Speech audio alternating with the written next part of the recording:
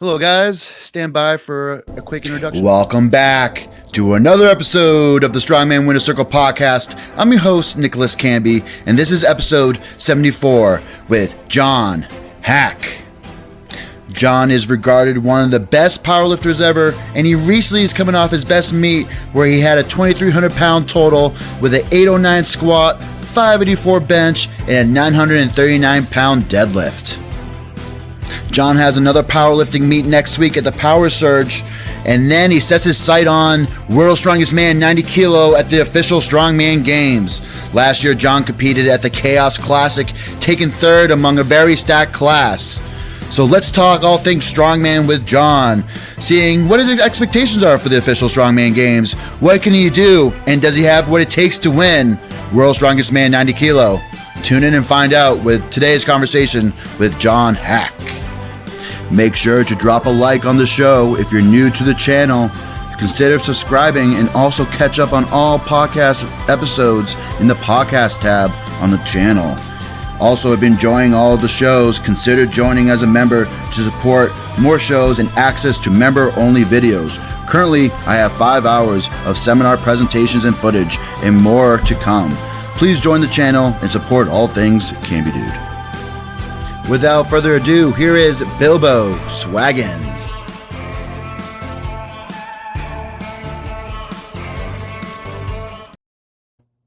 That was cool. All right. John, welcome to the show. Thanks for having me.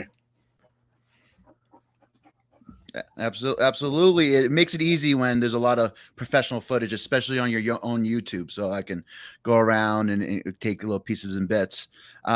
But it's interesting. I think it's something I've always kind of wondered. But the Bilbo Swaggins, are you a big Lord of the Rings guy? Yeah, I do enjoy the movies, and I've read the books. To be honest, I don't really. I actually I hadn't read the books until after I made the Instagram name. It's almost inspired you because of course, right now my wedding ring is the Ring of Power. I would show you, but it's my precious. But yeah, of course, exciting. So right now you're prepping for, of course, your next meet. So are you competing at 220 or 198 for this upcoming 198? Meet? So I've actually just started the water load. So might have to go take a pee in the middle of this, but yeah, this will be my last, hopefully last powerlifting meet at 198, and then do the OSG at 90 kilos, and then commit to moving up to 220. All right. So, but your last meet was at 220, right? The Ghost. Class? So I'd planned to cut to 198, and then about halfway, I kind of started a little too high, where I had made that cut before, but it gets pretty uncomfortable at that point, and I just had a really bad time in the sauna where it was way too hot. There's something about the saunas in Miami that always just they're cranked up because they like it hot down there. And yeah, it just gave me a really bad headache. Kind of got to 208, 207 pounds and started to feel really sick. Decided I'm going to go, I need to take a break, lay down for a little bit. Started to feel a little bit better, but by that point, I just felt like it wasn't really worth it to keep cutting. So decided to call it there. Weighed in at 206. All right, that's pretty easy. But speaking of what does your water load protocol look like? Do you start 1 week out, 2 weeks out? I start. I'm really bad about drinking fluids, so I start drinking a gallon about 2 weeks out, and then at about a week out, I'll start kind of ramping that up to so I weigh in Friday.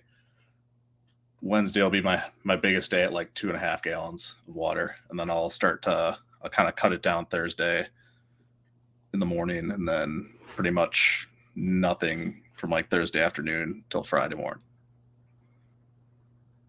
Oh, interesting. Now, do you get pretty strict in terms of the amount of salt you take in, the food, the salt content of the food, even the type of water? I've heard people just doing distilled water, either or just purified water. What's What's your I don't take on get. that? I'll kind of I'll load up on the sodium early in the week to kind of get my I can't remember if it's vasopressin or aldosterone. One of the hormones is based on like your sodium load. Increase that production so that like I'm flushing a little bit more out, and then like Wednesday and Thursday, that's when I'll start to kind of, and by like loading up on sodium, it's basically I don't track it. I just like salt all my foods, and like I'll throw in an extra electrolyte packet into the gallon of jug, or a couple electrolyte packets into like the jug of water that I'm drinking. And then on like Wednesday and Thursday when I start to cut the sodium, then that's when I kind of start eating foods that are low in sodium, and just try and get as minimum as possible. All right, interesting. Yeah, very very similar to what I've done in the past when I was cutting weight. Now I'm upwards of 300 pounds, so I'm probably like 20 pounds heavier since I saw you last at the Arnold. But now with this next powerlifting meet, so competing at 198, are you competing against many other top 198s in the country? No, the roster for this one isn't super stacked. I think it's kind of more. It's not quite a local meet, but it's not like a international level meet. It's they have a pro day, which is like invite, but it's at the gym's called Search New Levels, and it's one of my friends is hosting it, so I've been invited to a few times and finally decided the timing of it worked out really well with doing this meet rather than like American Pro or one of the other bigger meets that are usually closer to November. And this is early enough where I could do this and then kind of shift gears and start focusing on OSG. Sure. So for instance, is your goal to kind of are you looking to break 2,300 pounds at 198 or 90 kilos, or are you looking just to beat your previous best at 90 kilos? Yeah, so 2,300 was the goal for at 198. Obviously, had Ghost Clash, did the 2,300, didn't make 198, so going to give myself one more attempt at it. All right, excellent. No, how has the prep been overall? And I know you kind of threw in some of the OSG qualifying prep and qualifying in there. So tell us about that. So overall, it's probably been one of the better preps I've had. Like injury wise, I almost always have like one kind of little thing that, or like something that like will set me back. But this prep, I didn't really have anything like that.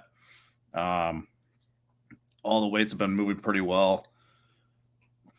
If all things go plan, 2,300 is kind of almost the low end of things. So, I'm feeling really good about where I'm at. All right, some big expectations. So when you were on top of the prep for the powerlifting meet, you were of course you qualified for OSG. Now, did you just do like the max log, sandbag, yoke, and there was one other one, right? There was four events for the qualifying, but the axle bar deadlift. Yes. Now, did you do all those? Did you like train a little bit? Like, for instance, did you do a couple prior logs before going for a max, or did you just jump right into it? So for the axle bar deadlift, I didn't. I literally just like first day it was open.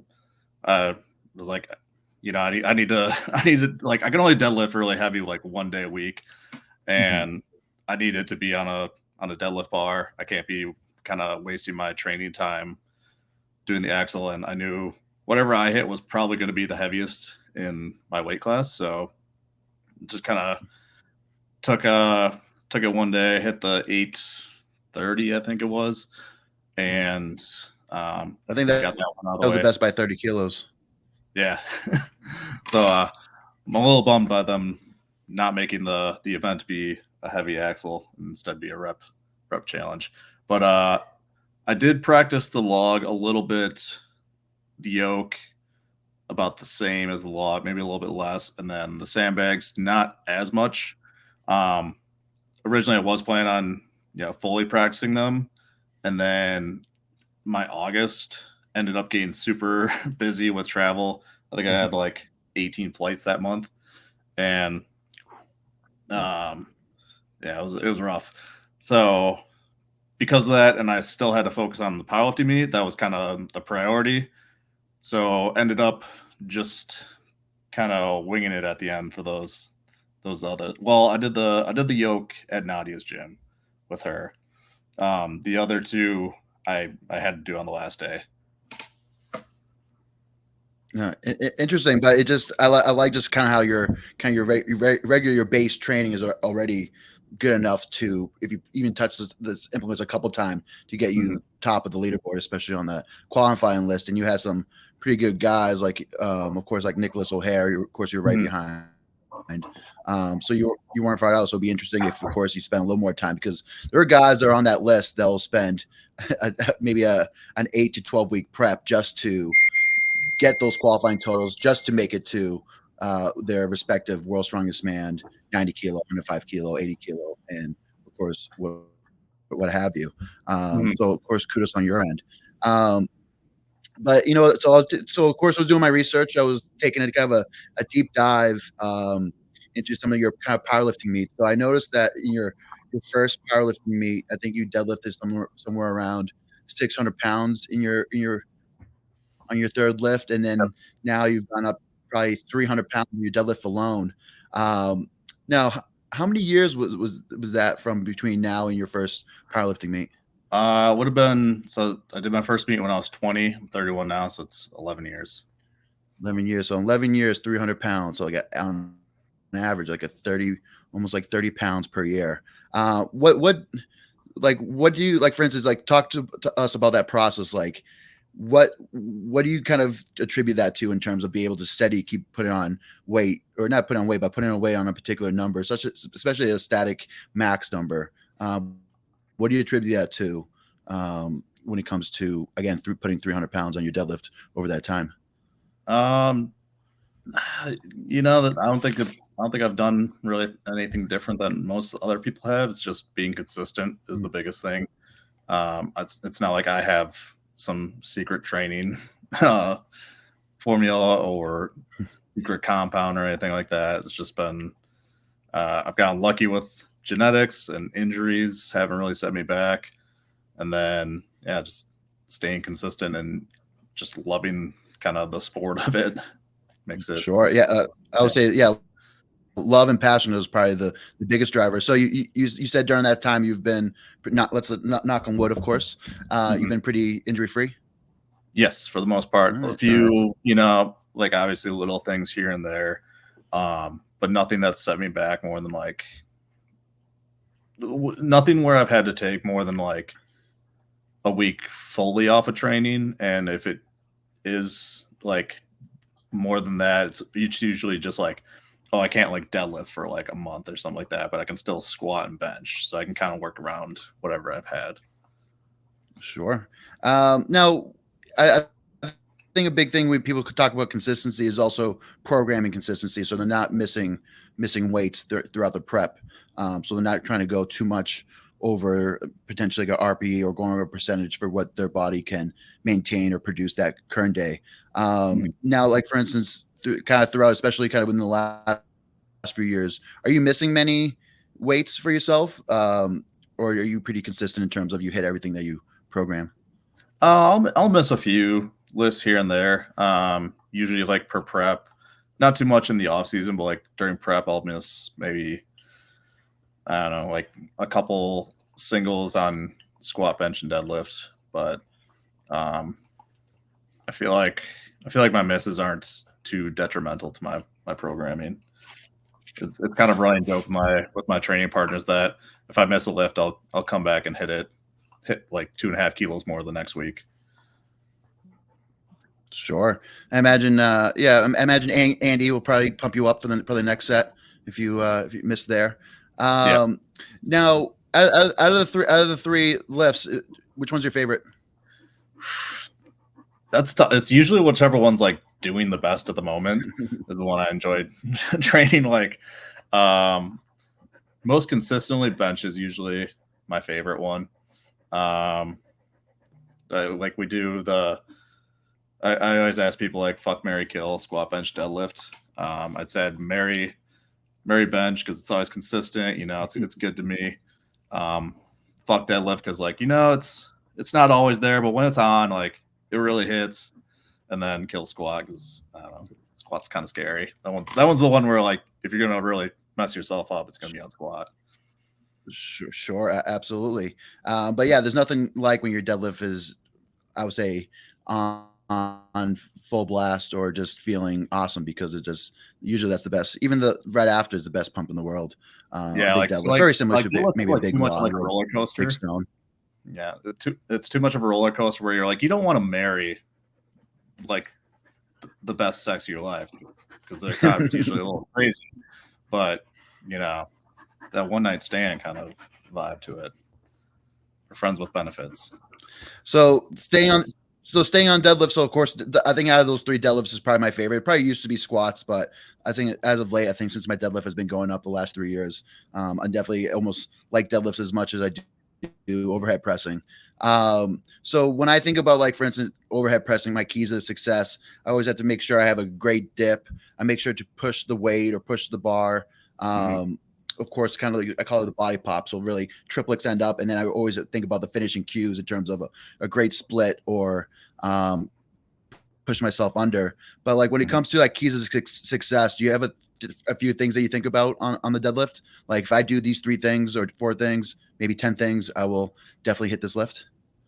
No, not really. Honestly, like I've kind of joked about how deadlift is very much like you just gotta like once you step up to the bar, you just gotta turn your brain off and just do it. Like people ask me like what goes through my head when I'm lifting, and at this point, especially like on like squat, bench, deadlift are pretty easy lifts. It's not like a power clean or something or like a hang clean. Sure.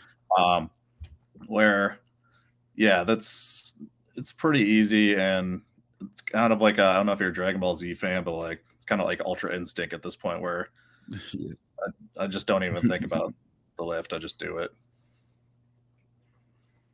I hope more episodes come out. It's been a few years since Dragon Ball Super has come out with anything. But for let's say deadlifts, like, so if you miss a deadlift or you or the deadlift wasn't as clean as you like, what's usually the piece where you were missing? Is it more like, for instance, potentially not like squeezing your glutes, not have maybe not keep your lats tight enough, not bracing well? Like, is it certain parts of the lift, like if I brace well, if I have a good, let's just say, if I have good tightness in my upper back and or just say push the hamstrings, is there anything that usually potentially if you don't do well on a lift, that's the main cursor of it? So there's never like, I wouldn't say there's like always the same thing that kind of holds me back. At this point, like on all 3 of the lifts, there's kind of, obviously they're all compound movements. They're going to be multiple different muscle groups. One of them is going to be a weak point. I'm kind of at a point in my training where all 3 of like, I'm pretty balanced, I guess, where like sometimes it's like it feels like my glutes are weak. And if that's the case, then I'll like focus on glute training for the next like training block, or like quads or back or kind of the weak point. It's kind of just like feeling what felt weak on that like failed deadlift. Like I was like, oh, I didn't keep my back as tight as I could have there. Then I'll focus on back. But I can't really say there's like, oh, this is the thing that's always gonna be my weak point and where I fail. All right, interesting. We do have a couple of questions coming in. So Robo Pissatron it usually comes on the show and always comments. So thank you for always commenting. But he goes, "You got the goat on the channel." Yes, we do. But yes, he asked, "Do you ever train with a buffalo bar or cambered bars on bench?" No, I don't. I think bench is basically always a straight bar for me, or I go a power bar. So you don't get too fancy with it. You kind of stick to the basics. Yeah, for the most part. If I'm gonna do variations, it's usually like close grip, Larson, Sometimes chains. Those are kind of my staple variations for bench. Sure. And then, of course, back on the deadlift, because, of course, I'm a big deadlift. Of course, one of my favorite movements. But do you have favorite accessories on deadlifts, or generally just other exercises that are going to help you achieve the deadlift that you want? Yeah, deadlift. I don't do too many variations on, just because deadlifting already enough is pretty taxing, especially like the weights that we're moving. It's pretty tough. I'd say like pause deadlifts are probably the one exception to that. So you're saying you do like pause deadlifts? Yeah, I do like pause deadlifts. That's probably the one thing I probably always avoid, because like I haven't done like just a lot of I haven't done like a deficit or an RDL in I don't know how long. All right. Of course, that's pretty interesting. So it's funny. So Robo came back and asked him about the bamboo bars. I don't use a bamboo bar, but I imagine you never used the Tsunami Bar in any of your training. I've used it like once. Like I don't train with that. I've only like ever played with it when one of the multiply or like West Side guys at my gym has it out, and I'll be like, oh, let me try that. But no, it's not really. All right. So what do you think of it? It's interesting. I get why people use it, but I don't think stability is really something that I need focus on. Sure, absolutely. But I would think maybe potentially with some of the getting more into the strongman, I think it could be a pretty interesting fact. So let's of course get into it. But this is actually, again, he's given us good questions today, so I'm going to stick with Mr. Robo. John, do you think there is pressure on you to perform at OSG, considering what you've done in powerlifting? Does the pressure help you perform, or does it make it difficult?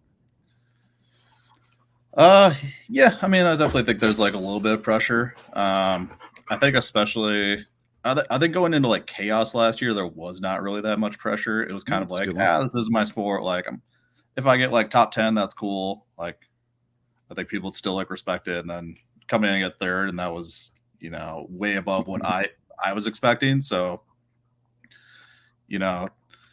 now like I kind of got a taste of like the podium, and now I have that like expectation on myself to try and get first. And I think that kind of gives me a little bit of pressure. That helps me. Like I'd say overall, when people say like, or when my biggest motivator is when like people criticize me on Instagram, and a lot of the times it's like stupid criticism, but like the little comments, they're the ones that get to me the most. And then it's like, fuck this guy. Like, so the memes get to you then. So a good mean meme will get to John.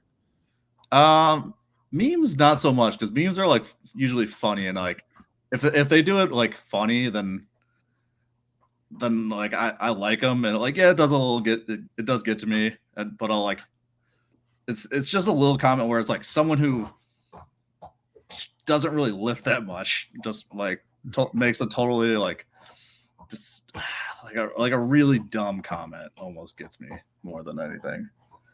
Sure, I can understand that, but going back to OSG, because at the Chaos Classic you ended up beating a lot of good guys that did well in of course the following shows after. So you beat the eventual podium at World's Strongest Man 90 Kilo 2023. So in Gavin McInerney, who I always, hopefully I'm pronouncing that right, Gavin, Tyler Davis and Derek Owens, they were the podium last year. I think you beat the eventual America's Strongest Man 90 Kilo and Andrew Pipiot.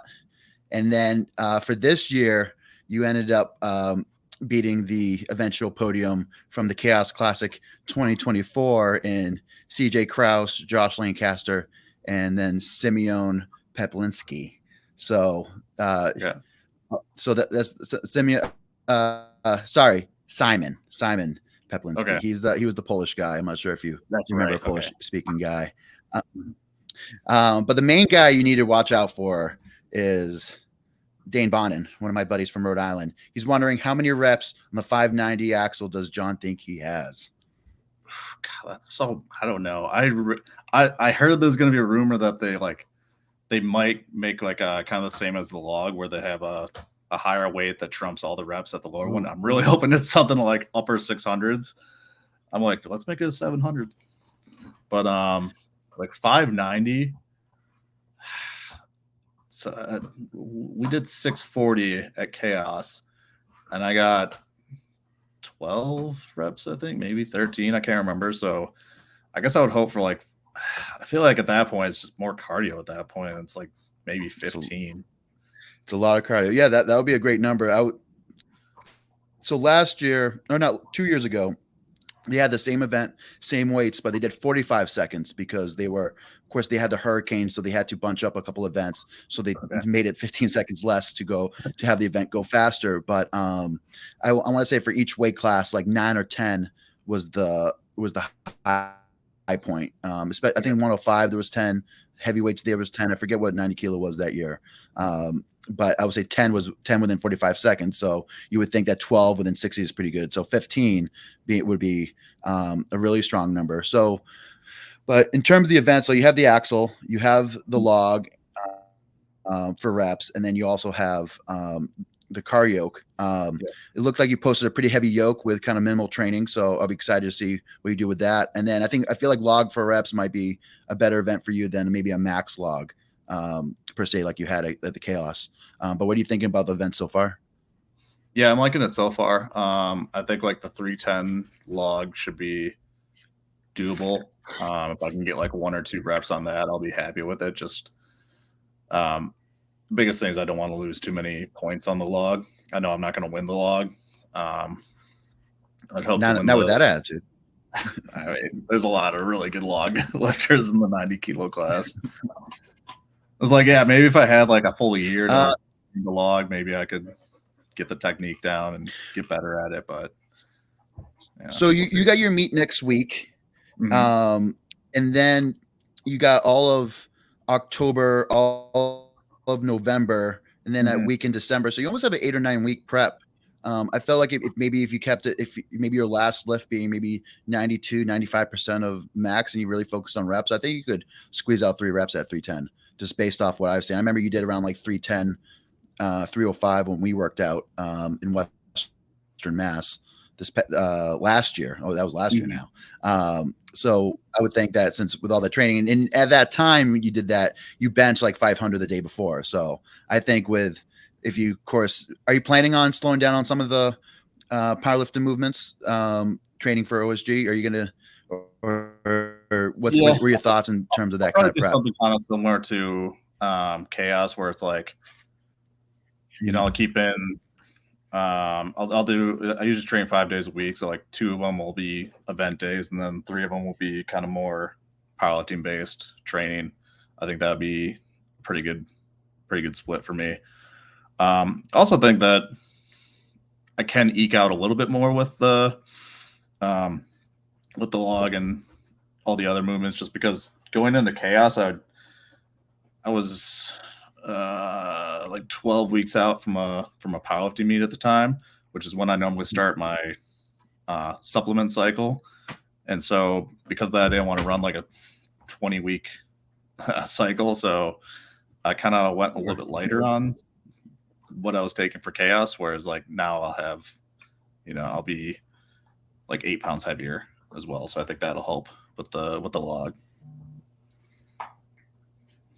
Yeah, absolutely. And then I'm not sure. So Chaos was a 1-day show, correct? Yes. Yep. Okay. All right. Because with OSG, you have a 3-day show. So you have 1 day, you have of course a day to recover once you weigh in, and then you compete the first day. And then each day you compete, you have more days to take in more food. So I remember like my last OSG, I did a weight class. I was 248 on day 1, and I was 252, 253 on day 3. So I gained five more pounds. So I wonder if that will have effect, and as well as usually the events are going to be a little more spread out. But I think this year they're changing it, so there's a little more flights. But I think it makes it easy. You're going to have you're going to have some home state advantage, right? How far are you from Madison? I'm in Madison. Oh, you're all right. Yeah, the gym I train at's literally that's easy. So like a 6-minute drive from the Coliseum. All right. Well, that'll make it easy. So yeah, get home field advantage right there. So you have OSG. So that'll be a good round. I'm hoping to be down there. So watching, of course, you and all the other best in the world compete and go at it. But after OSG, are you planning on doing an off season? Any big goals for after OSG? So after OSG, I'll be the next planned meet is ABS Clash of Titans in Ireland in like end of April. So I'll have like a few weeks of kind of off-season training, get back into the swing of things with powerlifting, and then start prep for that. All right. So what does a short off-season look like for John? It'll just be, pretty standard training. I do 5 days a week, like I talked about. I'll bench probably 3 days a week, squat, have 2 squat sessions per week, and then 1 deadlift. I know it's 6, but I double up on squat and bench on one of the days. All right. So you stay in the move. I wasn't sure if you, for instance, go totally off season, you go totally away from the weights, or if you get into a little more bodybuilding movements, or maybe go swimming or take a hike. But no, it's always been powerlifting focused training.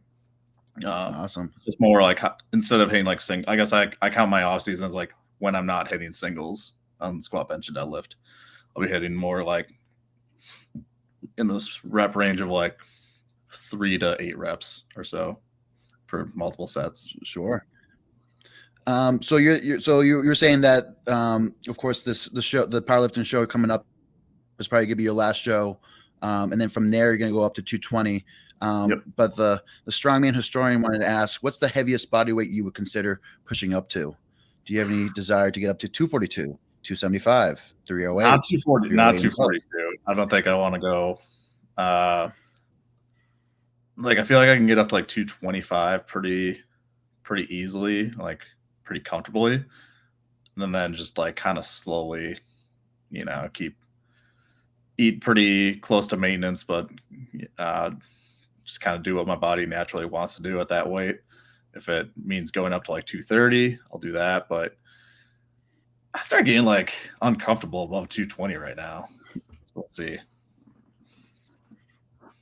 Well, getting away is quite the adjustment. I'm kind of in the phase right now. Of course, after my bicep, I was probably after 8 weeks or so, I got back down to 280.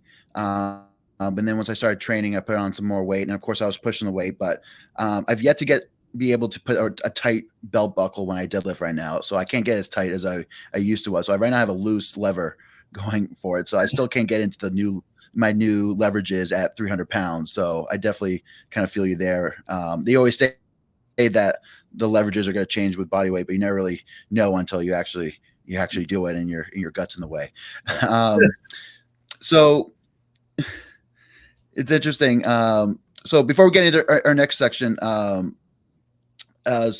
I usually have, of course, usually I'm pretty positive on the show, but I have a section called "What Grinds Your Gears."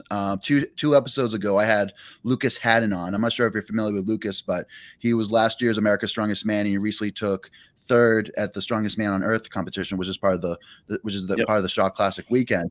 And he mentioned that he's part owner of a gym, the Dungeon Strength, that's out on the West Coast, and he has a lot of young powerlifters. But he said there's a whole new kind of different culture with the young powerlifters these days, especially within the Raw. Of course, needed all the calibrated plates, needed the carpet. So he kind of has, so some of those young powerlifters kind of grind his gears. Sometimes they're too scientific based. Sometimes they don't really get after it or do what they need to do and get strong. But what do you think about I would say the new age powerlifters are coming into the Raw scene, especially since you started 10 years ago, more than 10 years ago. Yeah, there's some things that like some of them do that like they do grind my gears. I think bringing it like their own carpet in, put under them on bench, I kind of roll my eyes at that. And then the biggest thing that like irks me is that so we have a lot of like the UW powerlifting team that comes into the gym I train at, and we have like 4 combo racks, all calibrated plates, and they'll come in. They're all on the same team, and they don't train together though. Like there'll be like 3 of them, and they'll each be on a different combo rack, all benching with like the same weight and pretty much the same rack height, and that's kind of like what grinds me. I don't know if it's like because of COVID of like kind of having to have like your own space, or if that changed the culture or what. But yeah, I feel like there's not as much. Like I know powerlifting and strongman are kind of like individual sports, but at the same time, there's I don't know, not that group training aspect as much now.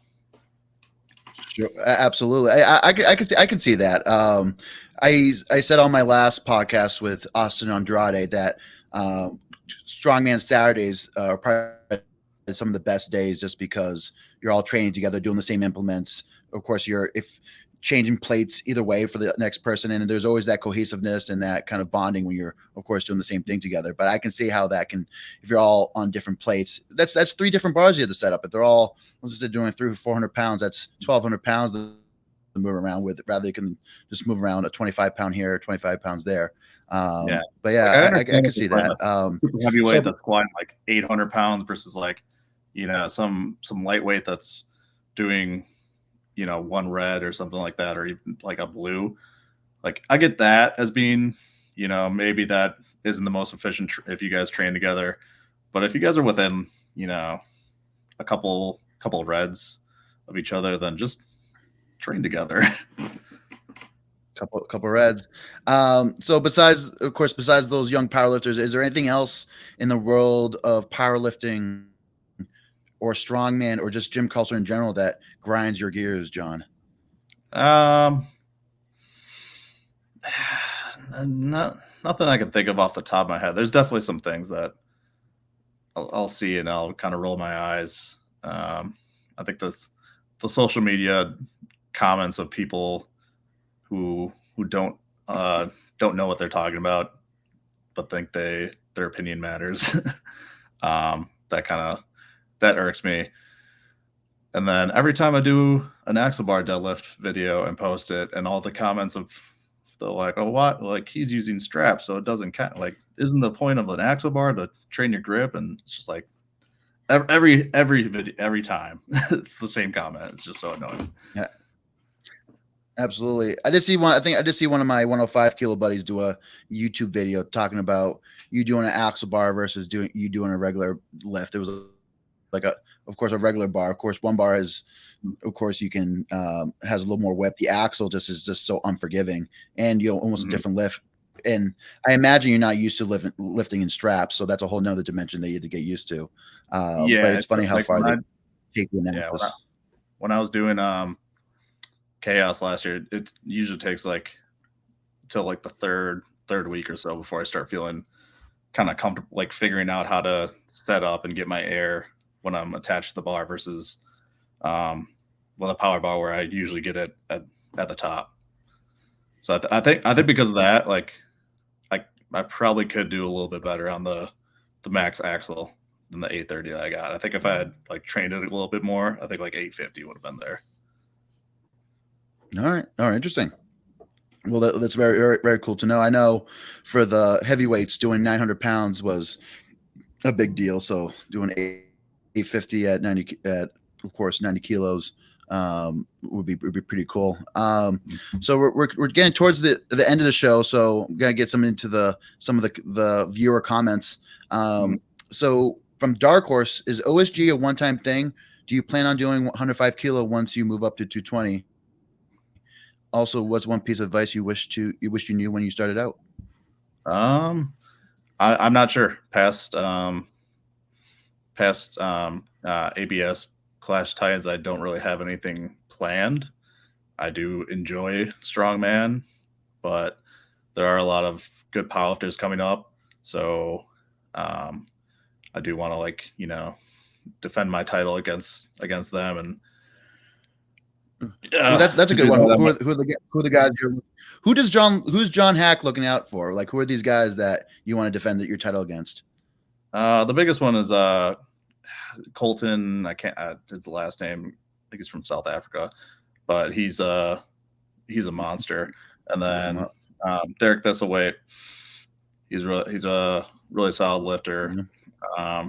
And then there's a lot of the tested guys who are doing crazy weights that, I gotta keep myself far enough ahead of them that they stop making the comparison of like, oh, what if like, would John be able to do these numbers natty kind of thing? I hate that, those hypothetical questions. So absolutely, but people love to, especially in the Reddit forums, they love to throw the hypotheticals so they can comment and chime in and look smart. So I think that's part of the game. But of course, that's where you get some of the, I would say, kind of some of the diehard fans are some deep in the Reddit forums. I don't know how often you go in those, but it's always pretty interesting. So of course, Nikki wanted to ask, not sure if this was asked, but what are your thoughts on strongman training / competing? How has the adjustment been from going from powerlifting to strongman?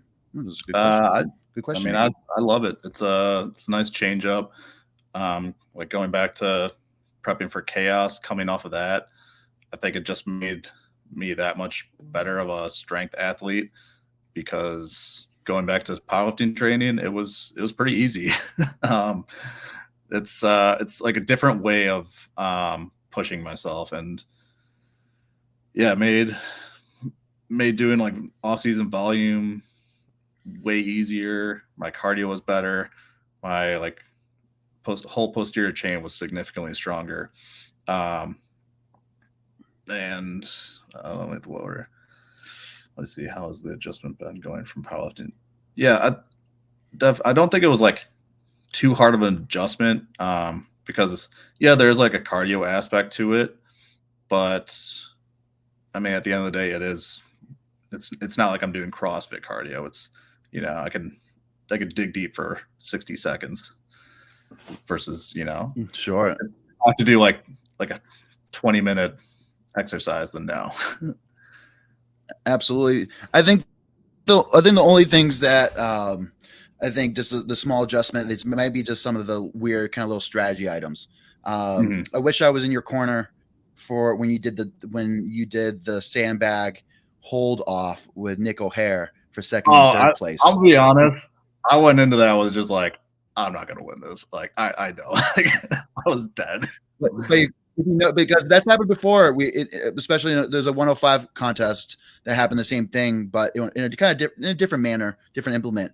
But you of course when you're given the instructions, you kind of held the bag straight up and down and squeezed. But if you should see Nick had his belt on really low. He had maybe like a slight tilt back, so it's kind of sitting on his belly, getting a little bit on the belt. So there's a little friction there, so you didn't have to hold it as long. So that was a very veteran move. So when it comes to like the switch between powerlifting and strongman, there's just those little incremental things. Sometimes just taking account of the surfaces, taking account of different implement types is just those are little adjustments that sometimes someone like a savvy veteran like Nick O'Hare will know over maybe like Mr. John Haack. But speaking of the devil, hello Nicholas O'Hare. Thanks for chiming in. I hope you're excited to compete with Mr. John Haack and also Dane Bonin, because Dane's going to bring the heat. Me and Dane are training tomorrow, so of course I want to shout him out. But big question is, when everything is said and done, what are you looking to achieve in the sport of powerlifting / strongman / strength sports and life?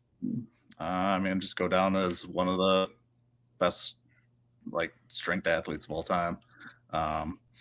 Definitely think that's possible in powerlifting, and that's kind of why I want to venture outside of powerlifting and strongman and just get, I want to be, strong, not just a really good powerlifter. Maybe be one of those. I watched like Strongest Man in History and with like Nick Best and those guys, and I was like, that'd be cool to be like, one of these legends. like a Louis Steer that they come back and try to break all your old records or try to break all your old feats of strength. Yeah, that'll be very neat. How many more years do you see yourself competing at the highest levels of powerlifting and or strongman? I don't know, because like some days I'm like, God, my body is starting to like get sore and achy. Like, do I really want to keep doing this for like another 10 years? And then I at the same time I try and think of like what am I gonna do when I don't have like I don't know, because at the end of the day I do just love lifting and pushing myself for myself. So I don't know. I can't give an answer on that one. I like probably 5 years will be like a good guess, I think. All right, I'm kind of in the same boat. I'm 35 years old. I think I could push competitive strongman until I'm 40, especially kind of moving up a weight class. I have 105 miles on me, but I don't have heavyweight strongman miles on me yet. So I think I could potentially push for 5 years and then potentially just go back, maybe in my 40s, go back to just being a hobbyist and just picking and choosing kind of fun strongman events that are still kind of within my capabilities. And then I hope one day that my child would be interested in strongman, and then I could do masters over 50 or over 60, and they're maybe in a teen division or doing whatever. Right. So of course, outside of course, the gym, of course, you put a lot of effort, you and your partner, Andy, into the Proven Strength app. So yeah, tell me all about that. Yep. So we have like the app. It's basically the same software as like Thor Bjornson's training app. We have, I think, 30 programs now. I'm pretty sure something around like 25 to 30. Yeah, most of them are powerlifting. I usually put my own training on there as well. So there's kind of a few programs that have the hybrid of powerlifting and strongman training, and then like power building, all those ones. But it probably definitely good build. I always say that for a good off season, I think you should change things up. And then if you get into, for instance, like a squat, bench, deadlift phase, I think it's always good to use programs from, I would say, accredited or accomplished powerlifters like yourself. So I think for the viewers, something to consider kind of going forward. Where's the best way people can find you? I know you're hot on Instagram. You got your YouTube channel, which again, I appreciate all the high quality video content. But are you on any other social medias? Not really. Just I had a TikTok. Didn't really like it. Couldn't figure out the algorithm. Just I don't know. don't really use it anymore. Just the TikTok is tough. It's tough. Yeah. I see the people that blow up on there, and I'm just like, oh, I don't like this. So mainly Instagram and YouTube. Is that right? Yep. Yeah, pretty much. Any Discords, any Twitches, any LinkedIn's? Nope. But it's funny on TikTok because I listened to Gary V back then. I used to listen to a lot of podcasts, and he's like, and one of his things is like, if you're not on TikTok or LinkedIn, you're missing out. So of course I was on LinkedIn for work as an executive recruiter, but I thought I could try TikTok for strongman, and then a bunch of people kind of hopped in. Or actually, I started TikTok. I pretty much just posted all my lifting videos, and then it started blowing up. But all the people that liked it were like from Bangladesh, from India. Probably 50% of the likes, these were getting like millions of views. So I got up to over 100,000 followers like really quick. And then India bans TikTok, and then my account just dies. So now I struggle getting like 400 or 500 views on TikTok. Sometimes I'll get a few thousand if I'm lucky, but just a weird, I would say weird kind of situation there. But I do appreciate you coming on, John. I hope to hopefully see you down at OSG, and of course watch your performance myself. But in terms of finishing the podcast, I always have whoever who's doing the podcast to leave us with one piece of advice for the listeners. So what's the last piece of advice you want to leave the listeners to finish off the show? Just find I'm just gonna say it, like, there's been world records that are, like, everyone's like, oh, what's the best training method? Like, people have set world records, training like West Side, which I'm not a big fan of, but people have, you know, set records, train that style, you know, wave periodization, kind of more like high volume, high frequency style training. It doesn't really matter too much. Just find whichever training style is the most fun for you, and that's probably going to work the best. And like, just make sure you're having fun in the gym. Or if like, you start not having fun in the gym, find a different like physical activity that you enjoy. It doesn't have to be lifting. Sure, I've heard that from many other greats, but we heard it from Mr. John Haack. Thank you, guys. Thank you for tuning in, and of course, until next time, stay strong. Thank you.